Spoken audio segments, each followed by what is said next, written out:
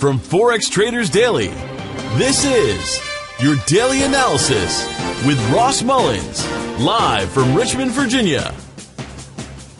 Hello everyone, this is today's video analysis for April 5th, 2016.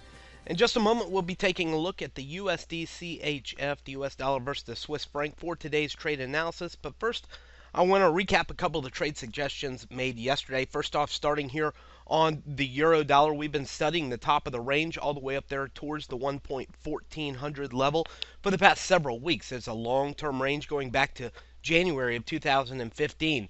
As the market approached the top of the range, we were looking for opportunities to go short, selling on rallies into the resistance and potential reversal point for the euro dollar. So yesterday, taking a couple of different opportunities to go short at 1400. The first time, seeing 20-30 pips of profit, locked break even, went back up, got back in it again at the 11400 level, now sitting with about 36 pips of profit, locked in, can't lose on the trade, locked in 5 pips at this current moment. So looking to continue to protect profit as it continues to pressure down towards the next lower support targets for the euro dollar. Another trade opportunity that we were looking at in the trade room yesterday was this support zone right around the 1100 level.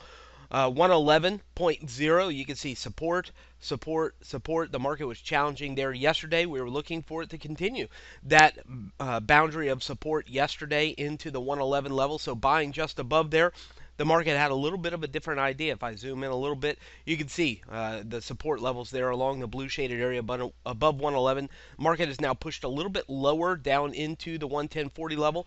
We did discuss the possibilities of that during the live trade room yesterday with the falling lows that you see here along the red trend line, 1, 2, 3, and now the fourth time coming down here into 110.40. If you stuck with it or had your stop loss underneath the 110.40 level, you may still be in it looking for it to go back up. At this point, before I would buy it again, I would look for the push back above the 111 level, the blue shaded area, before going long once again. If it stays underneath 111 today and even going into tomorrow, we may look for it to continue to slump a little bit lower here for the US yen.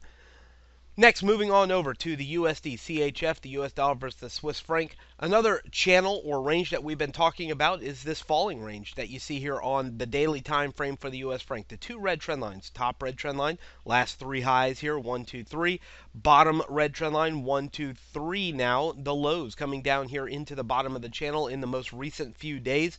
We can see that the pattern of this trend channel, the fall, the rise, the fall, the rise, the fall, potentially has the opportunity now to be another rise. We did get some positive data on NFP.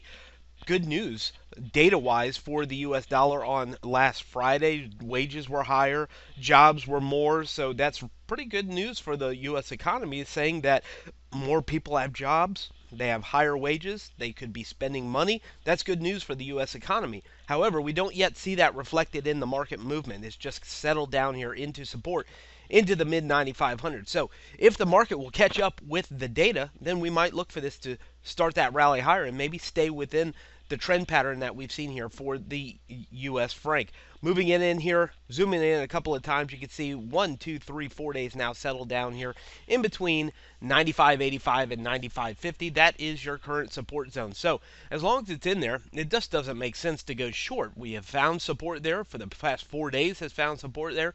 Doesn't make sense at all to go short sitting on top of that support zone. So I think it's a better buy opportunity. The risk reward is better pronounced in the buy side right now for the US franc.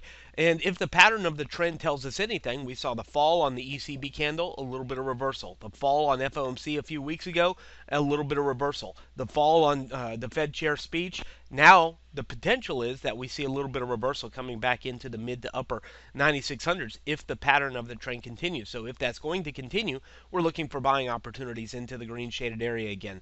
4-hour time frame, as we get down here to the 4-hour time frame, look at all the support that we've seen in this area. Again, I think close to 95.85, 95.80, even 95.75 could be an opportunity to go long, looking for at least a target back up here towards this blue shaded area here into the mid to upper 9600s. And of course, the risk in this scenario, and there's risk in every scenario, is that it breaks down through 95.50 and continues the downward slide for the US franc. From Forex Traders Daily, this has been your daily analysis with Ross Mullins. If you would like to get Ross's analysis on all the currency pairs he's watching and all the trades he takes today, join him in his live trade room by clicking on the link below. Please leave any comments you have about today's video in the comments section below.